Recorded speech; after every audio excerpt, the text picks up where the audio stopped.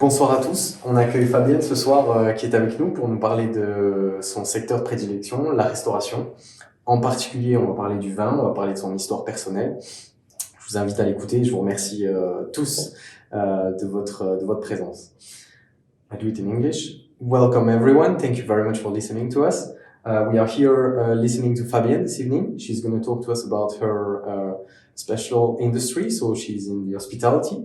And she is also specialized into the wine industries, which she's going to tell us about. So yeah, Fabienne, actually we met under special circumstances. I think it was around organizing an event, and I was like, there is some dynamic here, much of a fire inside of you, and you seem to be like very entrepreneurial. And I was like, let's listen to what she has to say. And when I heard you had a lot of projects, I was very interested to listen to you, and I wanted to hear a bit more. I don't know if you can tell us a bit about you, your background, what you do, and where you kind of come from. What's your education style? I don't know. Like, yeah, please go ahead. Yes, of course. First of all, I found it super funny how we actually met. Yeah. How was it actually again? How did we get to this? Well, I received a phone call. It's about I'm also in the exactly. Food is this thing that gathers human, I think. So you called me and you were like, hey, I need this for that day, and that can be done. I was like, yeah, no problem. This for that amount, etc. But I forgot how we got to the hospitality part. Because I asked if you wanted to speak as well. If you're great completely, talking. Yeah. So. I was meant to be the one talking. Yes, well, exactly. I'm the one making you speak now. I'm a bit more shy. I don't know. I don't believe you. I'm not. Yeah, I'm not. Definitely. But let's cheers to this moment for sure. Definitely. And yeah, so you just finished your year. Yes. You just graduated. Yes. Congratulations in Lyon. Great school in Switzerland. You're German, right? Exactly, I'm from Germany. Yeah. I've been living 9 years abroad. Okay. I was living in London, and then I was living 5 years in Dubai, in the Middle East. Yeah. And now in Switzerland, and well, tomorrow I go back to Germany, more or less. Okay. Let's see what the year is bringing ahead and what the future is bringing ahead. I have no idea, it's a bit of uncertainty, but we will see. The whole year in general, you mean? In general, the future, not only the year. Yeah, completely. I mean, it's crazy. Yeah. I decided before I was in Dubai in the coffee business. Mm-hmm. So we had coffee shops around the Middle East. Yeah. We were in 8 different countries around the Middle East, from Dubai, from UAE to Kuwait to Saudi, Qatar. Okay. So the whole Middle Eastern sector, and I got to know my whole start as an employee, entrepreneur, manager was in the Middle East. So basically I got to know really diverse approach towards employmentship. For example, I always loved working outside or going to a country or city where you have so many different nationalities. Like the hunger or the approach towards getting to know people, getting to know different cultures, nationalities, how's their approach to life, how's their approach to business, to work. It's amazing. It's incredible. So you found that both in Dubai, in Middle East and London, yeah? Yeah, and it started out of an accident actually. Okay. Because I was started my studies in Frankfurt. International school studying management. Mm-hmm. And I always wanted to go to the big cities, going out. I'm actually from a countryside, from Germany. Where about? Close to Luxembourg. Okay, Saarland, it's called Saarbrücken. Yeah. Where the biggest city is, and it's not really a big city. It's at the Mosel area. Yeah. There's also a lot of great vineyards and a lot of great wine. Fair enough. Coming to that later. But I always wanted to step outside. Mm-hmm. My father, my grandfather are great entrepreneurs themselves. And they were always traveling. And somehow I got to know, I was traveling with them sometimes, and I loved seeing different cultures, different nationalities, different countries. Yeah. So when I studied in Frankfurt, I didn't have enough. There were like more people from different parts of Germany, but they were mostly all German. Yeah. So I did an exchange in the 4th semester to London, which was so incredible because we were sitting 20 people on one table and we had 18 different nationalities. That's great. I couldn't speak English. I am German. Yes, exactly. I remember my English was Okay. But then I got to know, like, I started just going into the uncertainty and just start trying. Of course, it's all definitely, if you don't try, you don't know what to do. Yeah, definitely. And that got me like, okay, since that moment I was gone. Bye bye mama, bye bye papa, I'm in the world and I want to explore and I'm only by myself. Okay. I didn't have that feeling of I need help. Like I always wanted to step out of my comfort zone to educate myself from a really young age. I mean, that time I was 18, 19 years old. And even when I was 14, I went 10 months actually to Montpellier. Yeah. I went to French school. Okay. It's a long time ago, so my French... French mentality is a bit different. Yeah. But then I got the opportunity to go back into my father's company. Yeah. For around 1 year. And I was like, no, I need to do something else. So I was checking. I know the European culture. I've been brought up in the European culture, traveled a lot. I got to know the business world in Germany and Europe, definitely also through the business of my family. But I wanted to know more. So I thought at that time, what is the best place for me to go? I don't know. So I was very surprised with that futuristic approach at that time. That was 2017 in Dubai. Yeah. So many different cultures. It's warm. First, I was thinking to go to Hawaii. Okay. And I was like, okay. Interesting I'm spot. not an island girl, actually. Like surfing, and this is, I don't know, I'm more business oriented. And I was like, okay, let's go to Dubai. Okay. So from that point, what would you say is the biggest shift in terms of cultures between the old Europe and the rest of the world, the new world kind of thing, you know? Do you see a massive difference? Or in the beginning, not. Okay. Now, after coming back from Dubai, back to Europe, oh my God, it's like traveling back in times. Yeah. So when I went to Dubai and I was really at that stage, not really sure what I want to do. Yeah. So I did one more semester abroad because I was at the end of my bachelor's and I just booked a one-way ticket to Dubai. Okay. And I was like, okay, I'm completely alone. How I'm getting integrated. So I didn't finish my bachelor's yet. Yeah. But I had another opportunity to do an extra semester, like a 7th semester instead of 6. You get some extra points from the university and you go to a partner university. So I went to AUD, American University of Dubai, for 4 months. Yeah. One more last semester was incredible because I directly met friends. I didn't know anyone there, no one. And so one-way ticket. And after that, I won some competitions there. So we had some challenges in entrepreneurial mindset. You had to do some presentations. Big companies like Pachi, for example, they came. And we did a competition about marketing, rebranding, implementing some new strategies. And you managed to win with your team. Exactly, we won. And that was already one part towards the hospitality industry, actually. Yeah. Well, it was more FMCG. So that's the moment you started to think, okay, hospitality might be the thing I kind of enjoy, or no? Actually, that is actually super interesting because I started my journey in hospitality industry when I was 16 years old. Okay. So... even before London then? Exactly. My father thought it was a wise idea for me to understand how hard it is to... Fathers can be so wise, right? Exactly, I know. And what happened, I started working in one of the fine dining banquets in my hometown, close to my hometown, 5 minutes away. There was a lot of weddings, birthday parties, like very nicely, elegantly done. So I had one of my boss, she was really tiny, but she was a person everybody was afraid of. Everyone. Because, you're the same in hospitality, you know how they are, like the little ones who are the boss, you know, you're like, the moment she enters the room, everybody's like, sorry, I'm working. Absolutely. That I started, and I thought myself, oh my God, I will never ever work in the hospitality industry.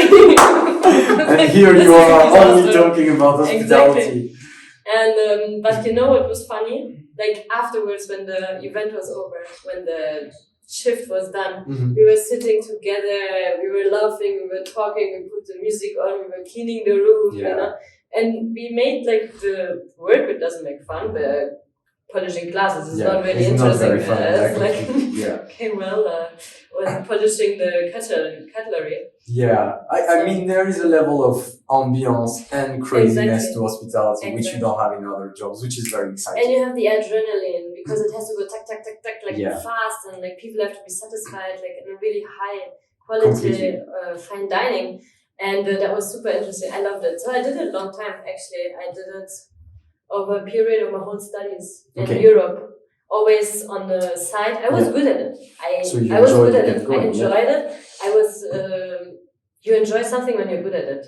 You know what you're doing. Yeah. I got a lot of responsibilities. I was young, and still I got to handle some of the events later myself. So but I still thought, no. This is just to make money. Completely. Yeah, and then in Dubai, I got more and more. I always wanted to work in high fashion. But in Dubai, you said something about coffee. Like, are you a real coffee drinker? Are you a real coffee addict? You know, the funny thing is, when I was in the coffee business in Dubai, I didn't drink coffee. Okay. I always drank matcha latte. Or she's a fake salesperson. No, but that's the interesting thing. Even with wine, of course, I enjoy a glass of wine. Yeah. But you drink every day to taste it, like you're so much into it. Not sick of it. Of course not. It's your passion. It's my passion. Yeah. I'm coming to that later. But you have it every day. So the more you love it. It happened just out of nowhere, and you ended up having like a position in a coffee place. So I wanted always to go in high fashion. Yeah. So I turned out making my way. I have this mindset: when I want something, I get it. Yeah. Let's find a way. Yeah. There's always a possibility. You fight for it. Exactly. So I started working for Christian Dior. Okay. In the head office. Mm-hmm. It was an amazing time. I have learned a lot. Yeah. But I definitely found out sitting on a computer all day long. I was in the buying department, product management. Yeah. So I was all day long on a computer. Sometimes we had store visits. Okay, that's incredible. Like my colleagues or some others. Then you have the fashion week where you go to the fashion week, but you're always on the computer trying to get the best pieces for your country, for your VIP clients. So the product is great, but the daily routine is not as exciting. Whereas in the because I was all day, but I think everything is a learning period. Yeah. Because I was sitting all day on a computer from morning until night. Yeah. Like you have really competitive working environment. Yeah. Definitely a huge competition on the market. You have 5 seasons basically with the crews. You have all the other great designers, and so you have to be quick. You have to be correct. It was a lot of analytics. Excel sheets. I got a professional and Excel sheets, and that was amazing. So you learn everything out of an aspect. Mm-hmm. And then later I got headhunted as a head of marketing and sales. I was really young at that time. I think I was 23, 24, and I got already headhunted as a managerial position, which meant a lot to me. Of course, not as big of a company or name as Dior, Christian Dior. But it was a great opportunity for me. I was here, I'm in product management department as an executive. And there, on the other one, I'm going to be head of marketing and sales. I'm going to have my own team. I've been in business development, franchising. Like, it was a franchising company. We were a franchisor. Yeah. So I was completely responsible of marketing and sales and everything in the Middle Eastern market. Great. So I developed that. It was a really great experience. And traveling the world, getting to know coffee. So I went to the coffee plantages, trying new coffees, and we went to Kenya, for example. Okay, yeah. And it makes a lot of difference where the beans are grown, how the weather conditions are, how the soil is, agriculture is. And now I see a lot of similarities towards wine and vineyards and grapes. Yeah. And of course, it's a completely different product, but you have really high, expensive coffee. We had that as well, Kopi Luwak. Yeah. So I actually had a talk with Gaggenau together. It's like one of the hospitality brands in Abu Dhabi that time about the most expensive coffee, how to make it, how to distribute it. That was super interesting. But for me, it was not something I was like happy. I was happy being a managerial position, making a change. creating something new, having the innovative mindset, which I didn't have at Dior at all. Okay. And I was out on the road, meeting business partners, business development, meeting new franchisees, expanding the business, but also internally making sure the privately owned businesses, they're great, you know? Yeah. So it was not enough for me. So I quit the job and I was not sure what to do. And I was like, okay, that's it. So then I was there in Dubai doing nothing. I called it refinding and rethinking creativity visionary phase, doing nothing. Going with my friends, of course, it was amazing, incredible, and it was COVID, so we had the lockdown. Fair enough. That was so the period. I had an even better excuse to not do anything. Yep. Exactly. And I had such a fast pace before. I was working I had no weekend off. You're, how you say, you're an entrepreneur, you have your own company. Constantly on. You're constantly working. Morning to night, weekends, like, if you're not reachable, how will they work? So, yeah. It won't. Nothing. Yeah. Business doesn't work stops. if you're not, yeah. So, well, that time I also set like a little bit time for myself, and I want to do something I'm passionate about.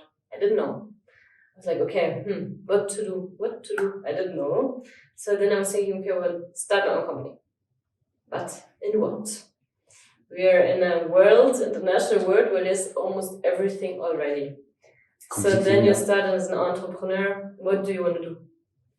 I don't know. So where is the problem in the market? Okay, there are some problems, how to solve them. And do I want to go in fashion? Then I want to go in, I don't know. I didn't think about hospitality industry by then. And then I didn't do anything for 10 months, to be honest. Okay. Really nothing. Having a good time with my friends. It was COVID. Traveling in the summer when you could travel again. Yeah.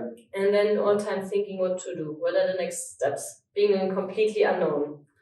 Have you ever had that? You're completely lost and you don't know what to do? I've had moments where I was like, you're sitting on a chair, you're at home, and you're like, am I taking the right decision? You really don't know when you are. Because you have expectations towards life and you know what you want, but sometimes the way to go there is not really defined by life. So you're like, how do I get it? And for me, until the age of 26, I wasn't like, I knew exactly what I want to do. I didn't. I knew what I wanted to be as a person, but what I wanted to do was very different. Because the thing I found very hard for me was like, I could not tell you, I'm going to sell you this piece of plastic, which is very crap. I need to sell you something that has a certain meaning or a certain value to me. Yes. That's why in the companies that I've chosen to work with, I was always very, very precise, I would say. So I don't know what was your way of thinking, but you have to get the click, and it's very hard. Like at some point you are sitting there and you're like, when is it going to come? You're like, come on. And it's frustrating. I don't know how you felt, but yeah. With me it was, I knew already one thing. Yeah. I thought about it. What did I want to become when I was a child? Okay. And I always had two answers. When like a 5-year-old Fabienne, my mom or my dad asked, what do you want to become one day? I said, either a princess or a boss. Well, both are a bit the same, huh? No. So I was like continuously then studying international management. Yeah. I was like, I want to become a boss. I want to. Like, there's no way. Completely. Like, I have such a highly driven mindset, and if I don't believe in something that's right, when someone tells me to do it, I won't. So, but you know what I mean? I hear a lot of entrepreneurs telling me how hard it is for them to work under someone. How do you find it? I found it completely horrible. So you struggle with that? I struggled a lot with it, because not about the authority or someone. I took it again as a learning phase, because I knew for a fact I'm not going to be an employee forever. I won't. I cannot, because I have such a high drive in exceeding and doing that for myself, doing something, creating something. Yeah. And of course I had several jobs, but my problem is the moment someone drags me down. With me, the problem, if I'm, for example, cleaning the dishes, I don't mind. I clean the dishes, but I make sure I'm going to be the best cleaner or the best steward you ever So if seen. the standards of the other person are not matching yours, then it's a struggle. It was challenging because if I'm a waiter, I'm going to be the best waiter you've ever seen. If I'm going to polish the glasses, I'm going to do it exactly. You know, I'm going to be the best glass polisher you've ever seen. And I have really the work you give me. I try to be, I'm kind of a perfectionist. So I try to do my job over well.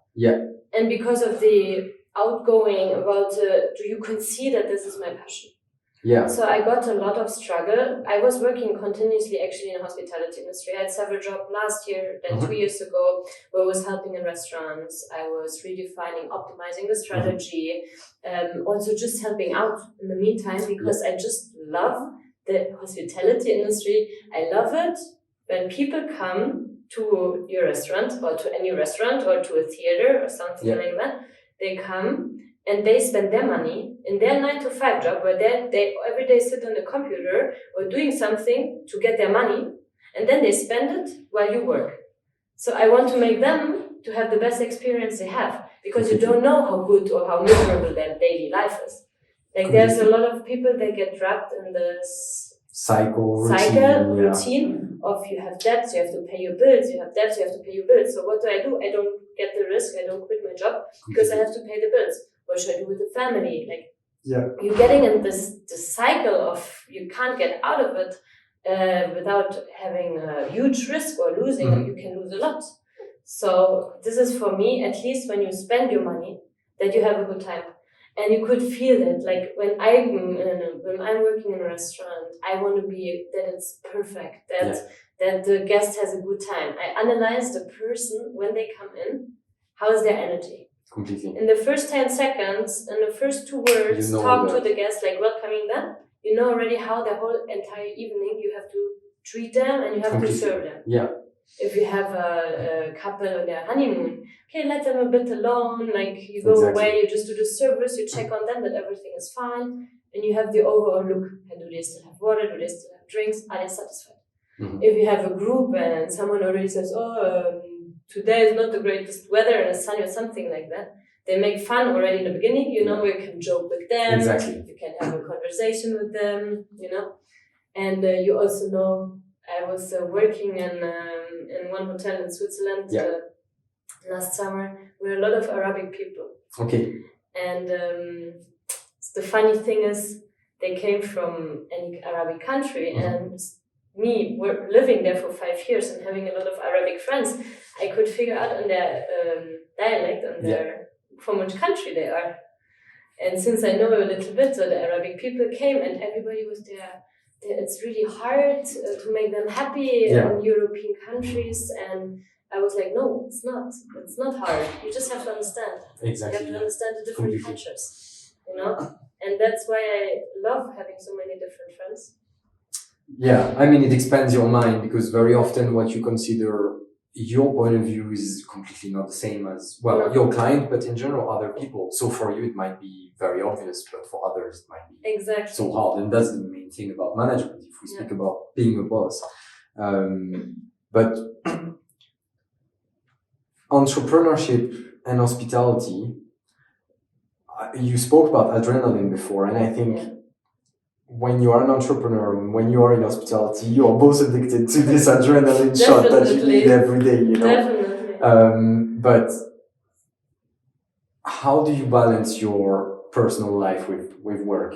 At the moment, you are so focused on work, or do you manage to kind of balance it? Because, for an entrepreneur, it's like 15 hours on and just keep going, and then 6 hours of sleep, you go back and, you're tired, nobody cares, you don't care, you just keep going, you know? How do you find that? For me, there are 3 major things super important. And you have to focus on all 3 of them. That's actually why I also came back from Dubai. One is family. You have to be there for your family, you have to be present. I was 9 years abroad, so I decided to come back closer towards my family. Friends, like your personal life, your hobbies, yourself,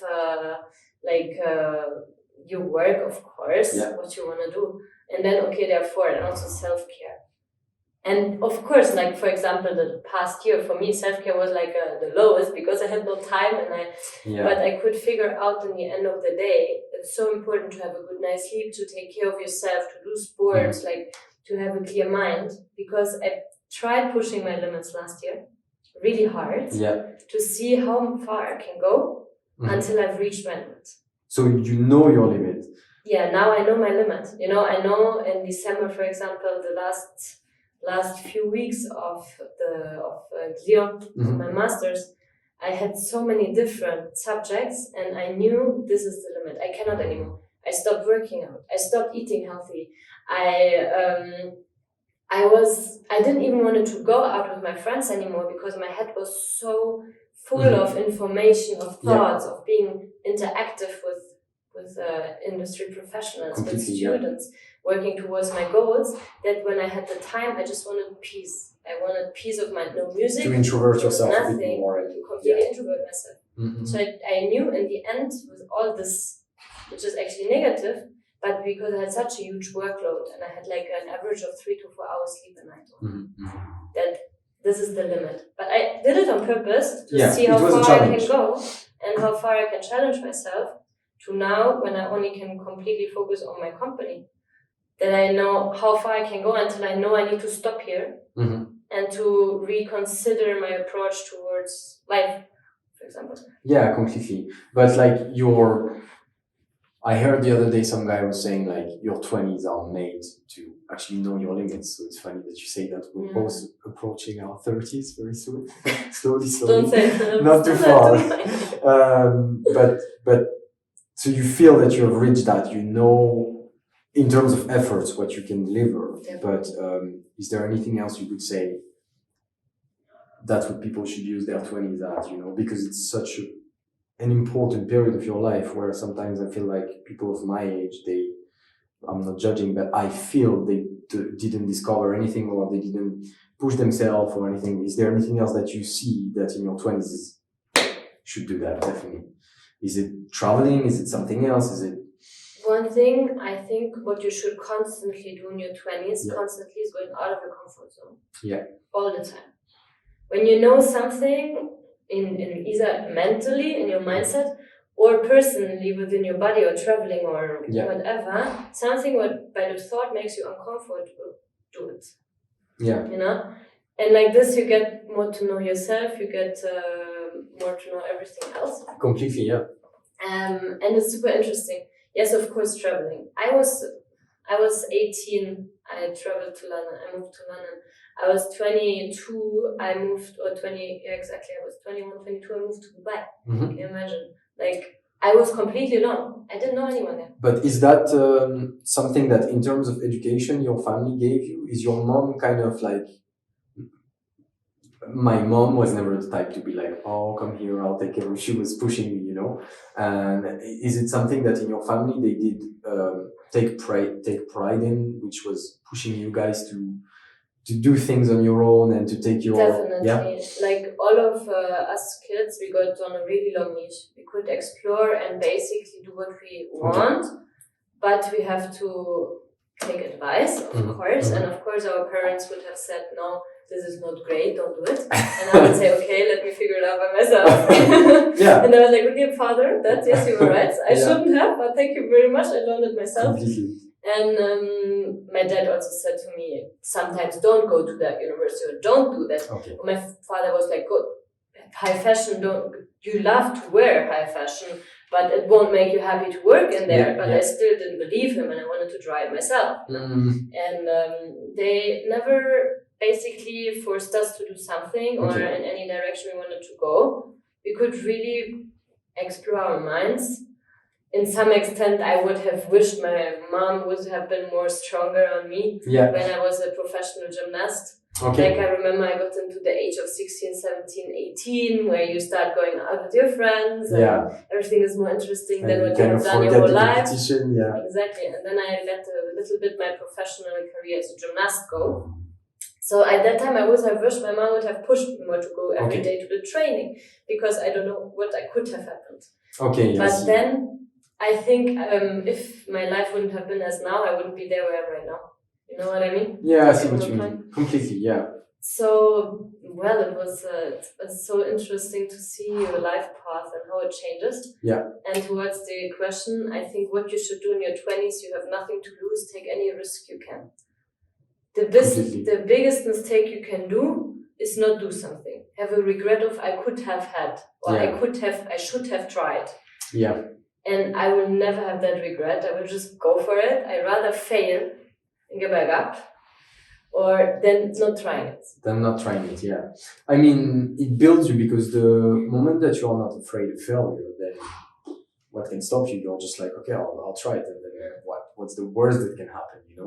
You get into debt, or I don't know, you lose a bit of time, but like at least you've learned. It's just like the fashion industry. You said your dad maybe advised you not to do it, but the amount of things that you learned into it, and especially in fashion industry, it's so competitive, as you mentioned, and some other industries are not, or some countries are not, and people, they don't realize how, I would say, ruthless the world can be, and that you have to fight to make your spot, Exactly.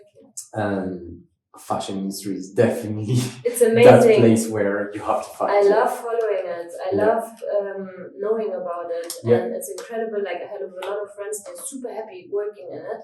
Mm-hmm. It's just my thing. I'm really on teamwork, on building something together, on having this mindset of we all together we can accomplish something.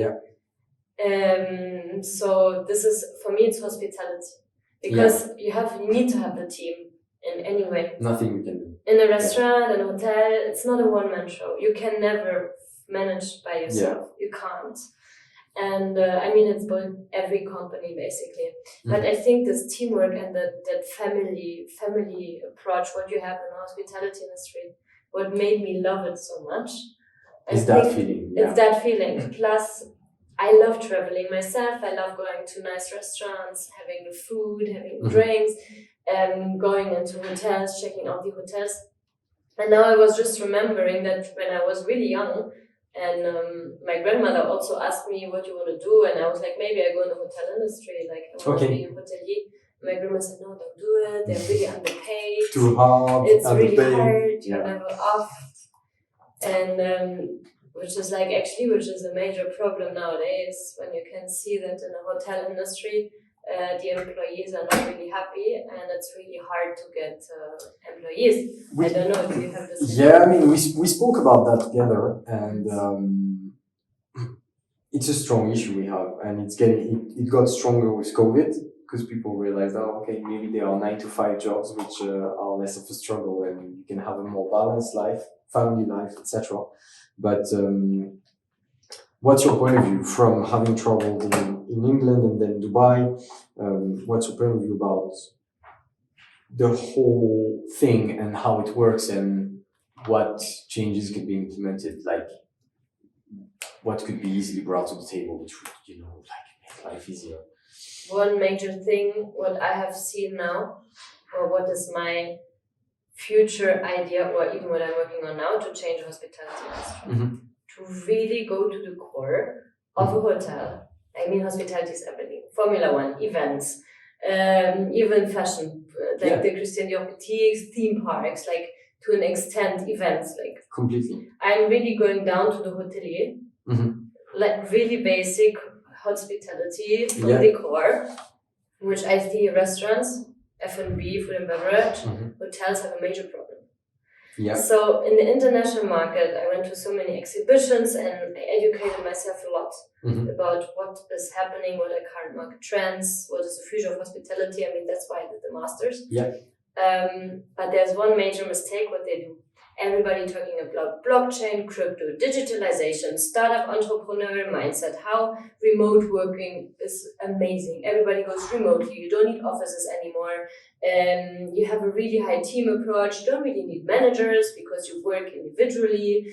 Millennials or younger generation, really high driven to success. Everybody wants to start their own companies now. Everybody wants to be their own boss. Nobody wants to be an employee. It's a shiny world where everyone is. You have no more hierarchies, because hierarchies are really not that nice. You don't want to listen to anyone, because you are so well educated nowadays. Not in every country, obviously, but those ones that you want to be your own boss and everything. And this is one major mistake. Everybody goes in digitalization, all of this, but nobody thinks about how to change the hospitality industry. There's still the same approach in most of how many restaurants are there? How many hotels are there?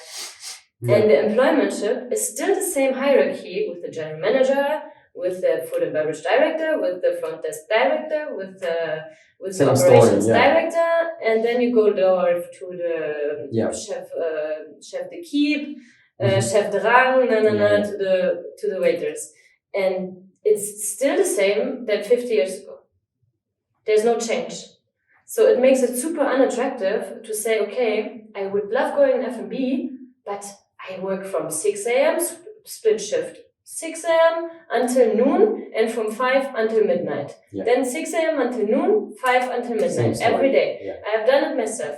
So I know what you do. You wake up at 5 a.m., you're super tired because you just went to bed at 12 at midnight, and then maybe you had like half an hour, you watch some Netflix or you on your phone. Whatever, just to fall asleep. Just whatever. Then you work, then you have the morning shift, breakfast or something, and everybody has like, oh my God.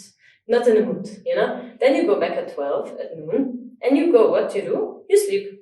Because this is one time you go back to your bed, you put Netflix on, you have some time for yourself, because you're talking all day. You sleep. You wake up again at 5, get ready, and do the same again. Most of the employees, they're doing that. Like, most of them, they have split shift for like a month and everything, and they have no whatsoever personal life. And then you have, it depends how long you work. Sometimes there are less people, so you work 10 days in a row. So yes, the law is, it's fine because you work 8 hours, you have 4 hours of a break, it's fine, you can do that. But you have no more personal life, which gives depression, which makes people unhappy, which makes people want to leave. Plus, you're such underpaid in most of the food and beverage outlets. So where's the sense? What makes people to come to the hospitality industry? Because you need waiters, or you need a chef de rang, you need a chef de keep to make the guests happy. But when there's no passion behind it, people just do it to earn some money. How do you satisfy your guests? How do you make sure that employees and guests are satisfied? So this is my challenge, which I want to change. To get the old historical approach of luxury or fine dining or in general hospitality industry, to take the new startup business of Silicon Valley, wherever you name it. There's so many startups, incubators, accelerators. Exactly. This free spirit mindset, and I want to combine it with the hospitality industry. That is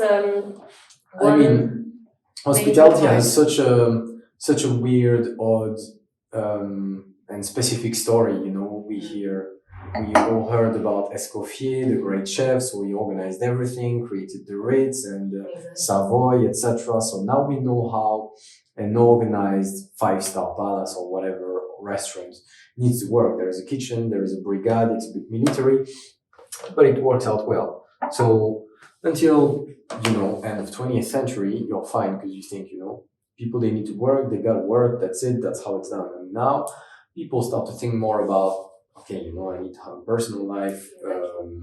People live less tips. At least in Europe, there is a bit of everything in a shift, and then you're like, why am I doing this job actually? And so you consider, because there are other parts of your life that you have to integrate. So I hear what you're saying. I think a lot of companies and a lot of industries are thinking about, you can work remotely, etc. For me, it's like a 50-50 thing, because I see that, I don't want to split from the main subject, but I see that a lot of people are really getting lonely and depressed. I can see them when I serve them, whenever, etc.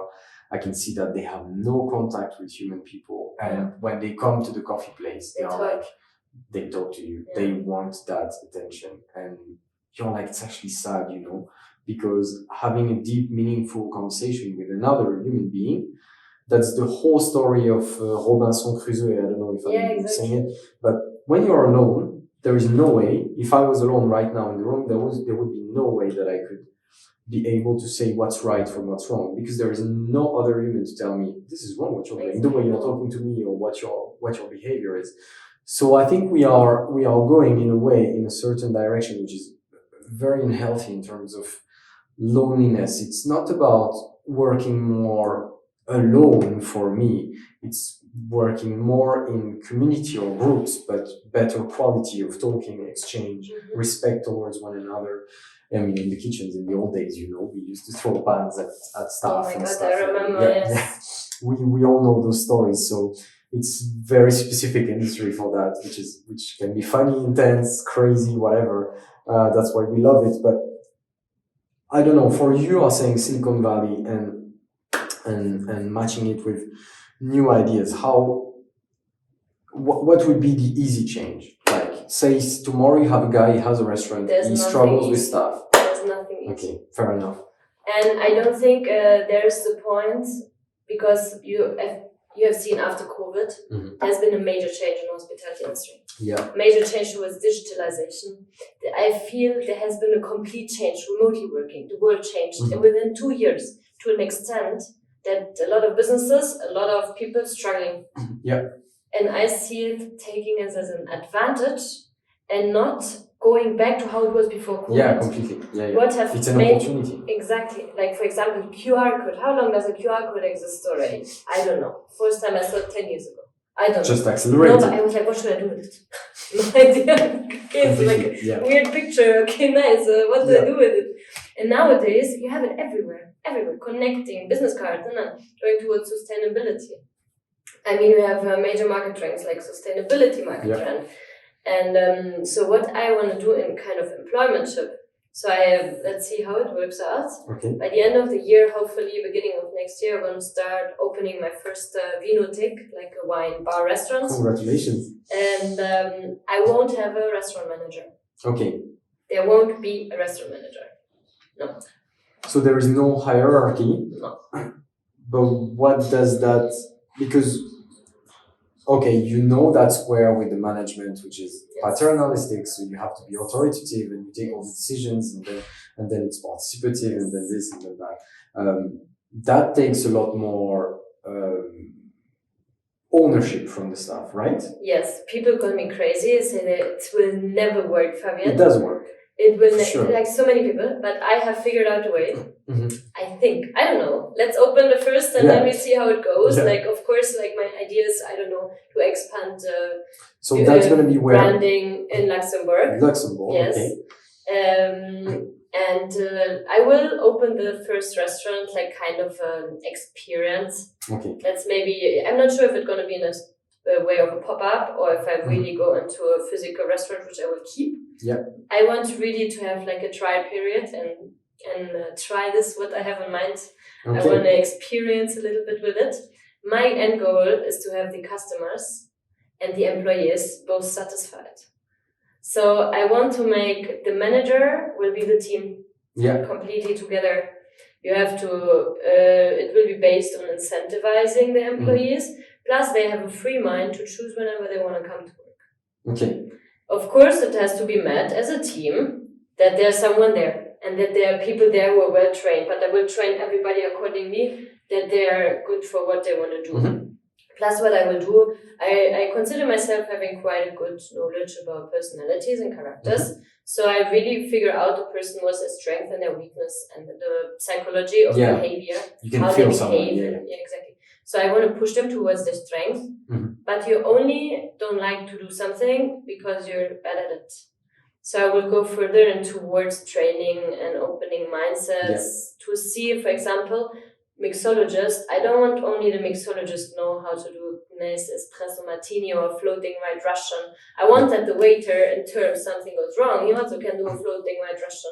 So I want to expand and I want to... competencies. I want to teach them, to educate them. Not myself, but maybe like, for example, now in my company, I want everybody from the technician to the IT guy to the HR person to the sommelier. I want everybody to have a degree in wine, like a WSET2 at least. It takes 3 days.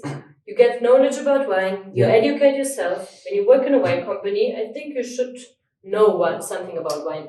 And even someone say, okay, but I'm just doing the coding or I just do technician. Why should I know about wine? I don't even drink wine or something like that. Like, well, then you don't have to drink it, but at least learn.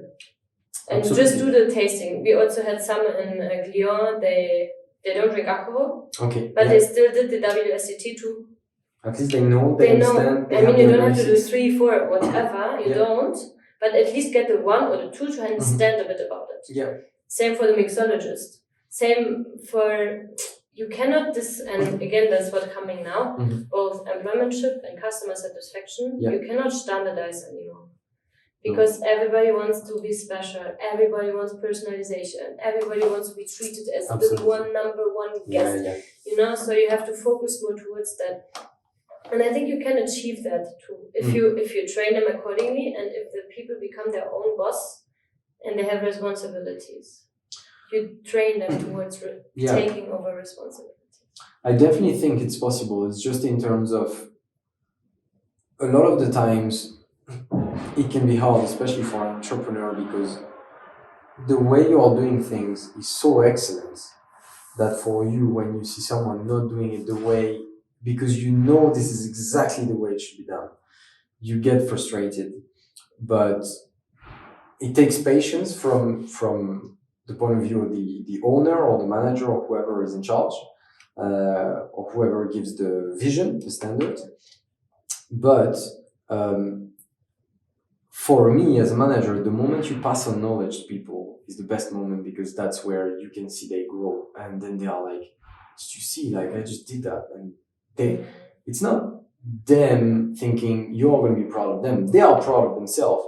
And I don't know, the day they leave the company or the day they grow in the company, they are so happy because they have really built themselves. And I think for me, the main word, I don't know if I got you right, but the main word that's coming out of your speech is education. Really, is just the key to everything. When you educate yourself, it makes such a shift in your thinking mindset, because you know you're capable, you actually realize there are people trusting you, and your colleagues are there behind your back. So it feels great.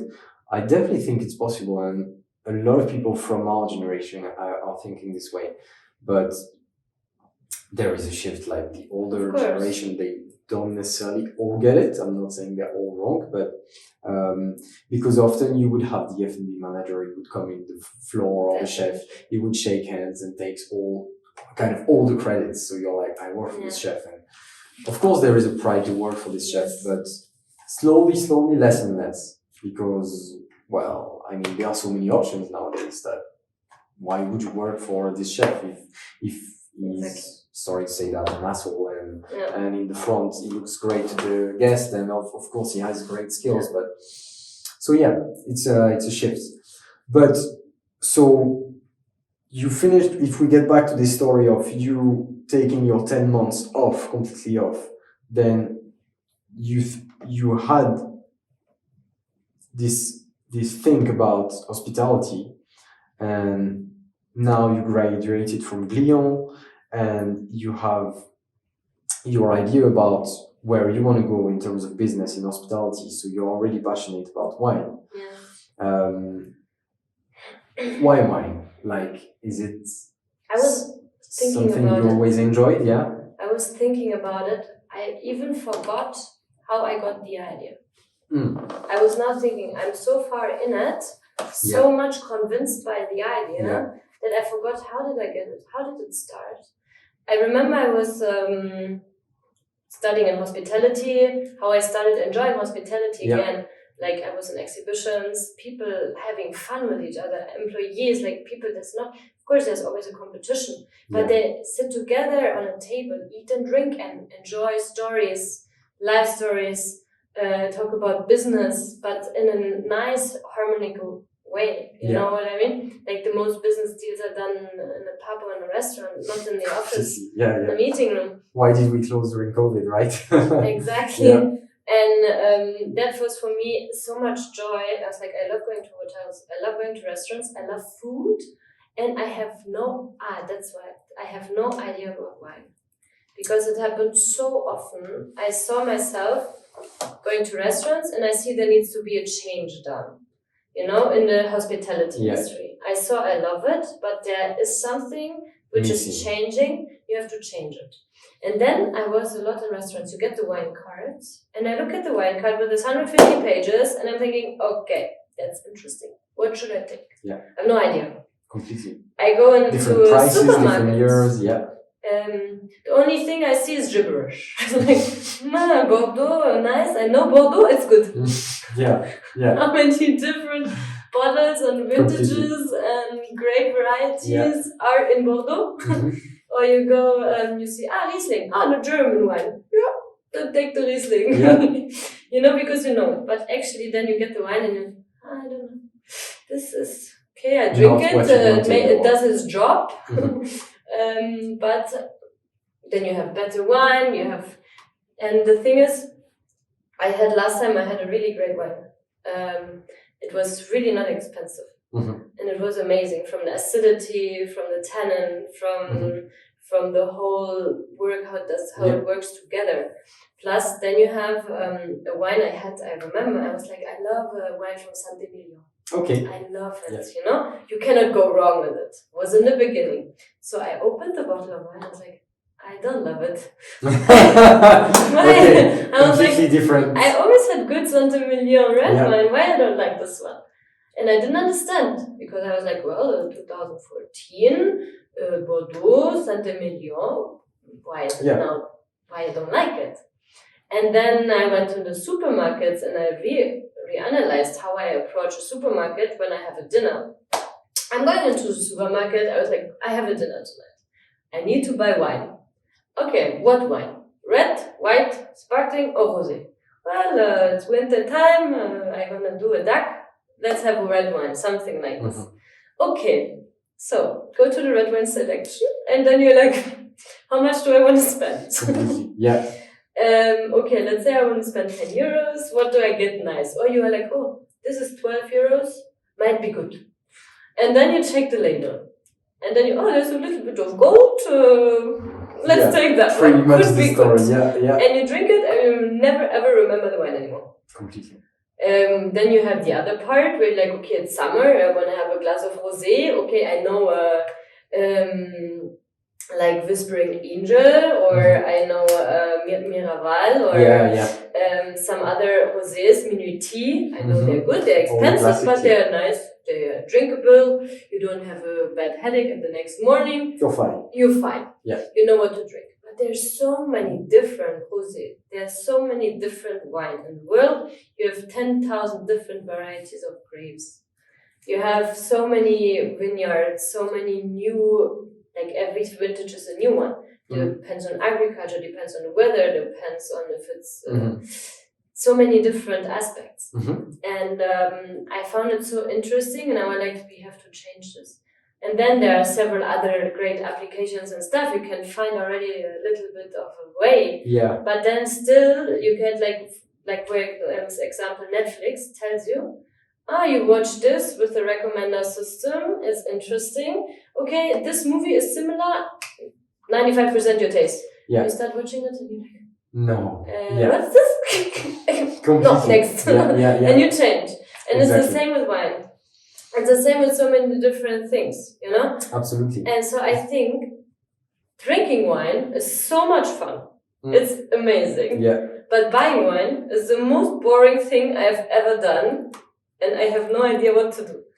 But it's funny because the way you said it was like, I have no idea, and it's very entrepreneurial because you see a problem that you have and you want to fix it. So you are like, I'm actually terrible at wine. I need to fix this. Yeah. So I'm going to train myself to become a dead boss at it and kick ass about it. And that's funny because you literally had an issue with wine and you're like, no, I'm gonna smash that, and now I'm going to be the best at choosing wine.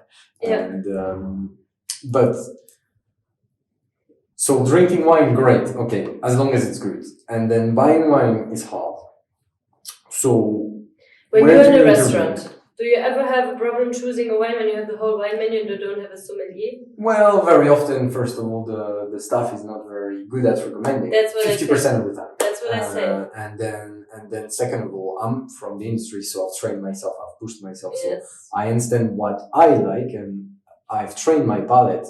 But the luck we have in this industry, what I tell the staff is that when you type on a keyboard, you can feel the keyboard, that's it. And you see a visual, you hear a few background noises, but we smell with our tongue, we can smell everything with our nose. We can taste with our tongue. Sorry, and that's a great thing. You use your five senses. So at the end of the day, our palates are so much better trained and noses than most people. When I can smell someone, if you change your perfume, I can smell that. I know it. It's just a training habit, really. When you stay in kitchens all the time, you're like, this is different. Definitely. This is, but yeah, it's a real struggle to choose wine for the normal person. I'm obviously in the industry. So, exactly. So I found it super interesting, and I did some market research, and I asked a lot of people. Like, there are two major problems. First of all, again, there's not that much education, and people don't simply care about the education because they're like, I just drink it. It does a job. Like, you have different kind of people. You have the ones who just want to have really cheap wine, get drunk. Basically, have a great time with your friends. When you're they young, don't really you're care about the it. taste. Then you have the ones who really, really are into wine, the sommeliers, the wine connoisseurs, the winemakers. Like, it's an incredible, it's an art basically, how you make it, what opportunities there are, how many different wines there in the world. It's insane. Wine and food pairing, what it does with your palate. It's getting really intense and really great. And then you have the normal people. They want to have a good wine. They don't mind spending a little bit more for it. You have a good wine, you have a nice taste, you have a nice get together, everybody's happy, But even those people, they're lost at a point. You have such a big variety. They go in the supermarket buy their wine. They go directly to the vineyards to buy their preferred wine. Or they have like a wine distributor, wine shop, e-commerce, or a physical shop. Since families, they always do the same, and they trust them. It's a base of trust most of the time. Exactly. So I tried, or I'm at the moment finding a way that this uneducational part, that people, if they want or not, in their subconsciousness, they get educated about wine.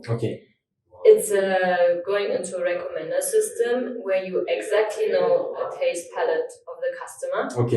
So you gain a trust towards your platform from your customer, which means, okay, the first time they're skeptical, they're like, okay, I want to try it, I don't want to try it, let's see. You have to convince them.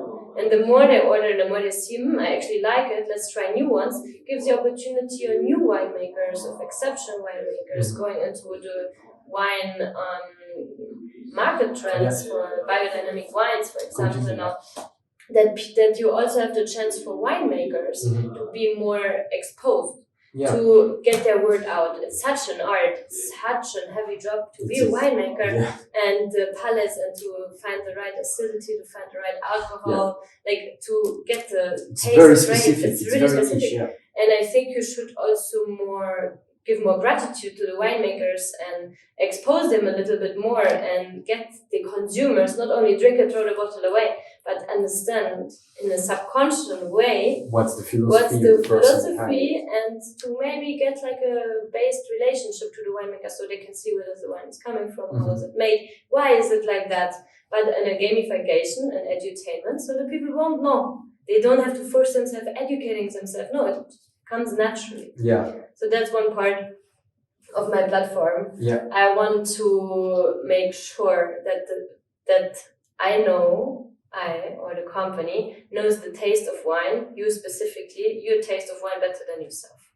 I see. Because you don't know what you like. Well, it's a bit like you come into a 5-star hotel and they already know what you have for the morning. They already know what you want to drink. What's your favorite spot? They already know. Like, that's a tailored experience, and that's what makes hospitality the greatest. Exactly. So what you get a personalized, customized way towards yourself. But it also understands your friends, for example. Like, let's say your friends are on the platform and you have like a dinner tonight. Let's say they are registered, and you can say who's coming, and then it says directly which wine for everybody who will like it. So going into that direction to make it really more specific, more intelligent towards your preferred taste profile. And another thing, I'm building a community.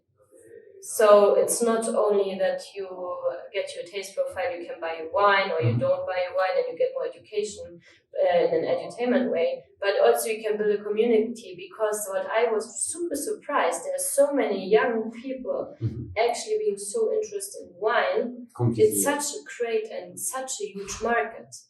And I believe that there's so many things you can do. And if you look at the statistics, internationally, they are sold 87 million bottles per day of wine. It's a huge trend, yeah. 87 million bottles per day. Can you imagine? Alone in the States, there are approximately 65 million bottles per week sold. You have an average yearly revenue of $207 billion. It's a huge market. And it's there since like thousands of years. Everybody drinks wine. Before it was a medicine, like the people drank it to not get cold. You can age it, you can keep it, it doesn't get bad that quickly in the barrels. You're fine, thousands of years before everything. And now it's getting more specific, and the current market trends, people get more educated. And I found it so interesting. And you have so many different online wine shop, e-commerce wine shops, but it's the same as standing in a supermarket. You can read, but then you don't really know, do I like it or don't. You get the recommendations of, okay, I have top 5 recommendations, but then every person has a different taste. Every individual has a different taste. And so it's not very adaptive to who is facing the platform. Exactly. And you want to kind of change that. I mean, getting to have a skill into something, for example, if I was to push myself into fashion, it's really hard. It's just like coffee. I'm learning about tea, and I'm actually keen to hear about your point of view on that. But the tea culture is so specific, and in Europe we don't have it. When you get served the tea, which is in a tea bag from Twinings, or I have no offense to those brands, but you know that it's not going to be a highly qualitative tea when you are in the bar. The Asian market is completely different. The culture is completely different.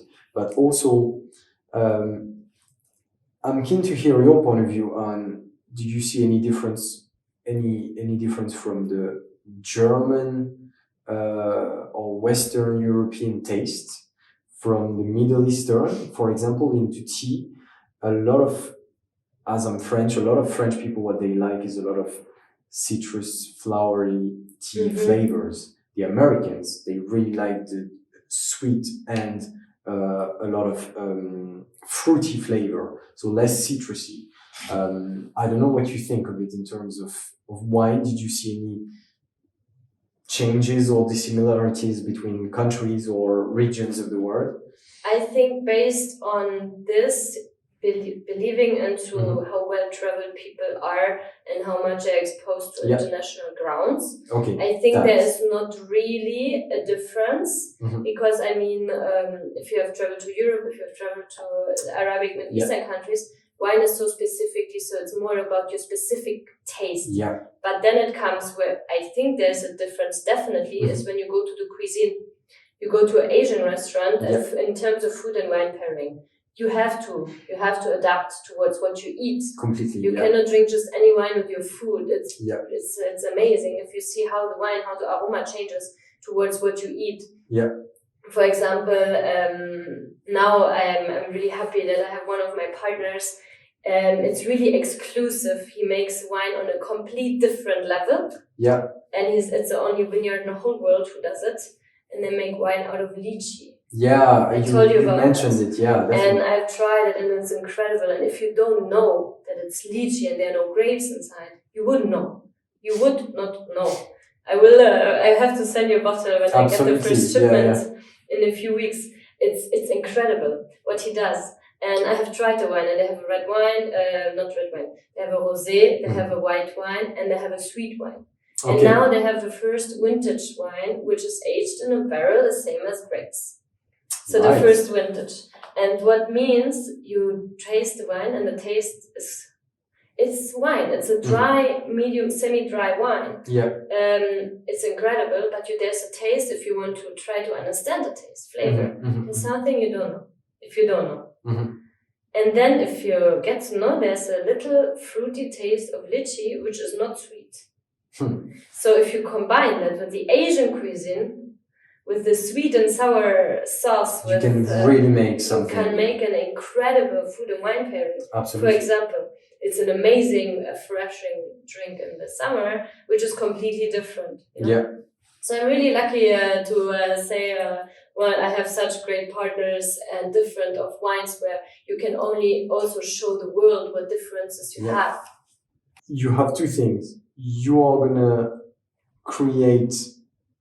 You're gonna open your own restaurant in Luxembourg this year. Hopefully, yes. Cross fingers. And you are opening your platform on wine, which you're going to use in your restaurant, obviously. Exactly. But it's going to be an app, right? It will be first the platform, so the landing page is launched already. Mm-hmm. So you can start signing up, and the first 100, they get the free VIP access, which we will choose later. Because what my goal is what's the platform? I want to create the physical experience of wine, drinking it, and having the joy of being with your friends surrounded with a technological supervision.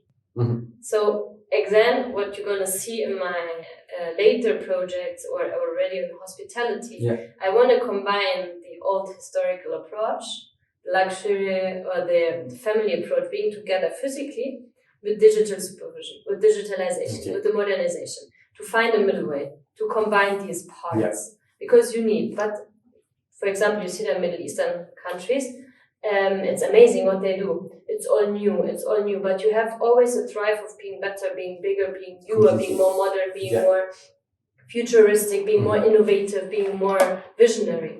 But the thing is, what is the charm of, like, let's say, European countries, for example, now, or even in America, Africa, you have, in some places, you have history.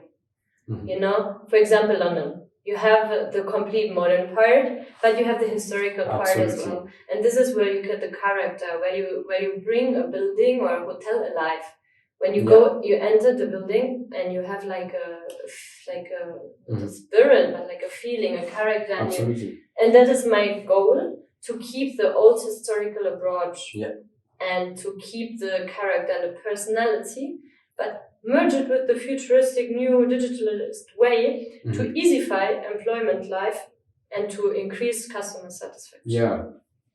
So during COVID, I'm just like you, I take a bit of a break, small one, because I'm an entrepreneur and restaurateur, so I have too much fire. And I watched this video of the boss of Accor Hotels, and his speech is basically about our industry is about to change. Whoever is going to take the wave is going to be a leader in the industry. Extremely interesting speech, and he speaks about one word, the experience. That's all he talks about. And I think the places that you enjoy is about tailoring. When they tailor for your service, then you're like, oh, they recognize me, they know who I am, you know. And I think the one way you are going into with your type of management is that you're going to have a lot more staff retention, which means if staff stays, they'll be able to recognize their guests. They'll be able to, because I mean, the average people, they don't go that often out, so they want to be recognized. They want to feel that, you know.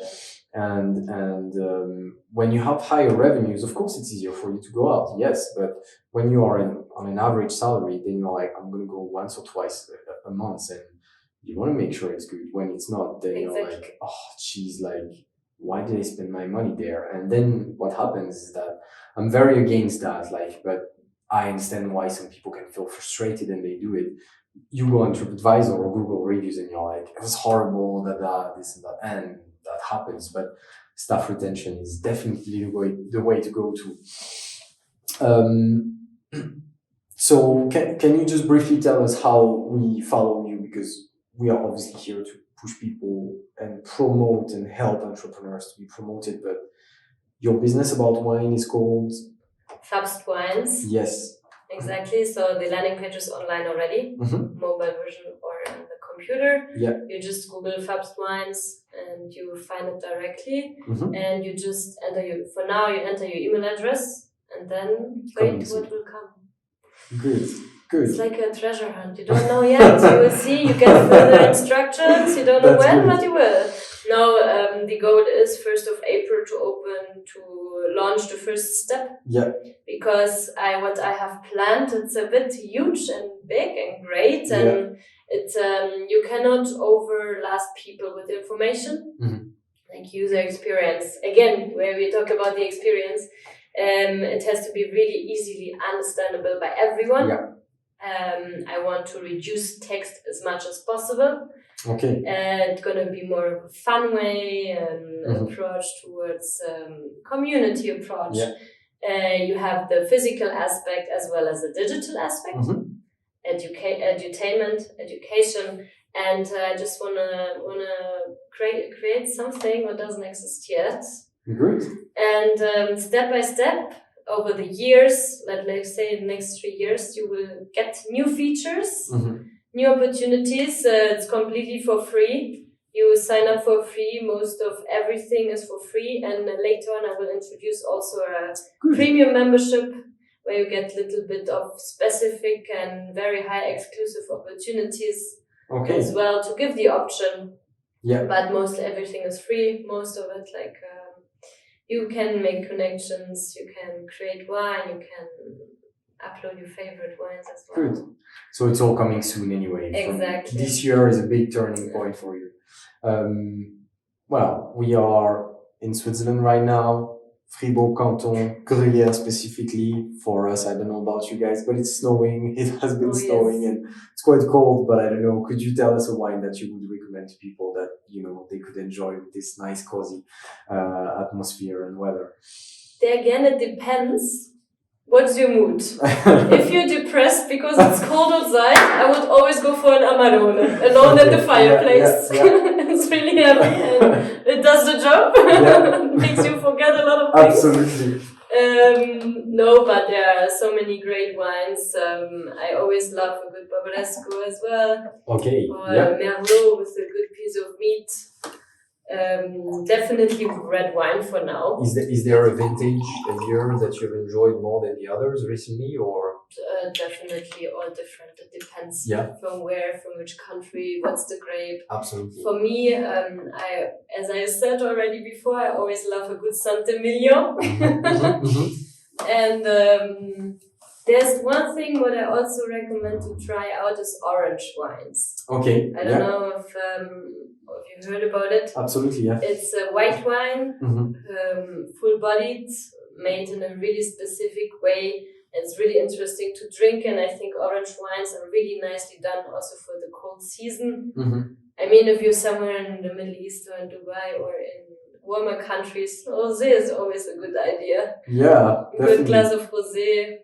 That's actually good, yeah. That's a good thing. I think we'll have some time to enjoy an orange wine together. Thank you very much, Fabienne, for your time. It was a pleasure having me. It was really a pleasure. I mean, it's always good to talk to your peers and to hear their point of view and their mindset about the way our industry is going. And it's so important because management is the key nowadays. And having someone that's as young as I am, because we are nearly the same age, speaking that way about where we are going in our industry feels good because you feel like, okay, maybe we are not going to crash. Maybe we are going to save this industry. Won't, definitely yeah. It's so exciting to work in this industry. I love it so much. I had so many souvenirs of going in London. We were in this hotel, and whenever we would close the shift, the F&B manager would literally, he was the most horrible person during the shift. Exactly. He would take off his shoes. And then let's have he would take off his socks, and the guy would walk on the carpet bare feet. Yeah. And that was so funny. You would see this tiny guy with small feet. Being and you're like, this guy is crazy. And then you sit together. You feel that he's human, You feel that he had a stressful day. He wants to make it perfect. And you understand the guy a bit more, but After that, I actually started to walk bare feet sometimes, and I understand the mindset of the guy, and that feels good. Yeah. But definitely, thank you very much for your time. I do appreciate it. It was a pleasure hearing you. Thank you. Thank you. Non plus avec les enfants, faire les roulades et les jeux. Là, on est vraiment dans un truc psychologique. Puis il y a un côté un peu lourd, un peu grave, sérieux. Certains, ils ont subi ou vécu des trucs qui sont durs, tu vois. Ouais, bien Donc là, t'es un peu, pas chamboulé, mais c'est